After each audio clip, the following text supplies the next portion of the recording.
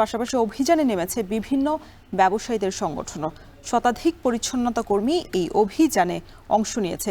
এ বিষয়ে আরো বিস্তারিত জানাতে নারদ নদের কান্দি ভিটুয়া এলাকা থেকে যুক্ত হয়েছেন সহকর্মী মাহবুব হোসেন।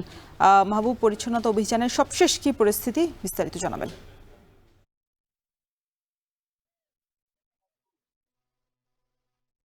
হ্যাঁ রওশন, আজকে কিন্তু এই নারদ নদ পরিষ্কারের ১৬তম দিন চলছে।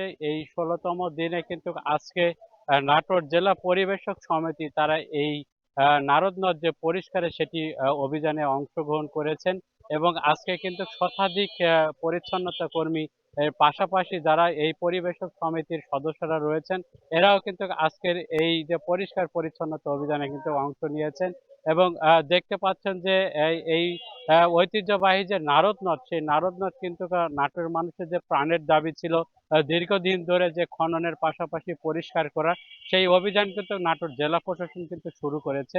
আপনাকে জানিয়ে রাখি যে প্রাথমিকভাবে এই অভিযানে কিন্তু নাটোর জেলার যে সরকারি 15টি দপ্তর রয়েছে তারা এখানেও কিন্তু অংশগ্রহণ করেছেন এবং এই নারদ নদ মোট যে 43 কিলোমিটার রয়েছে, এই 43 কিলোমিটারের মধ্যে যে শহরের যে 10 কিলো রয়েছে, এই 10 কিলো কিন্তু প্রাথমিকভাবে পরিষ্কারের জন্য উদ্যোগ নিয়েছে নাটোর জেলা প্রশাসন প্রশাসক যিনি রয়েছেন আসমা শাহিন। এই আসমা শাহিনে এবং তিনি কিন্তু শুধু যে সরকারি ভাবে নয়, এর যে পাশাপাশি যে বেসরকারি বিভিন্ন সংগঠন রয়েছে, ব্যবসায়ী সংগঠন রয়েছে, স্বেচ্ছাসেবী সংগঠন রয়েছে, তাদেরকে কিন্তু আহ্বান জানিয়েছেন এবং এই আহ্বানে কিন্তু সাড়া দিয়েছেন নাটোর জেলা পরিবেশক সমিতি।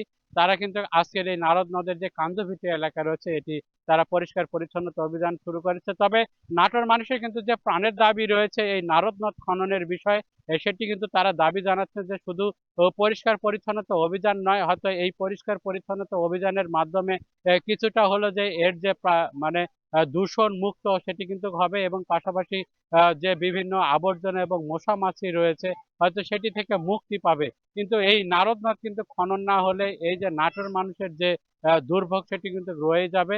তবে নাটোরের যে মানুষের যে প্রাণের দাবি এই নারদ নদ খননের, তারা কিন্তু সেটি দাবি জানিয়েছেন এবং আগামী দিনে কিন্তু এই জেলা প্রশাসনের আহ্বানে কিন্তু সাড়া দিয়ে বিভিন্ন যে সাংস্কৃতিক সংগঠন তারা কিন্তু এই অভিযানে অংশগ্রহণ করবেন বলে আমাদেরকে জানিয়েছেন। রওশন, এই ছিল নারদ নদ পরিষ্কার পরিচ্ছন্নতা অভিযানের সবশেষ খবর। নাটোর থেকে যুক্ত ছিলেন সহকর্মী মাহবুব হোসেন। নিচ্ছে একটা বিরতি, সাথেই থাকুন।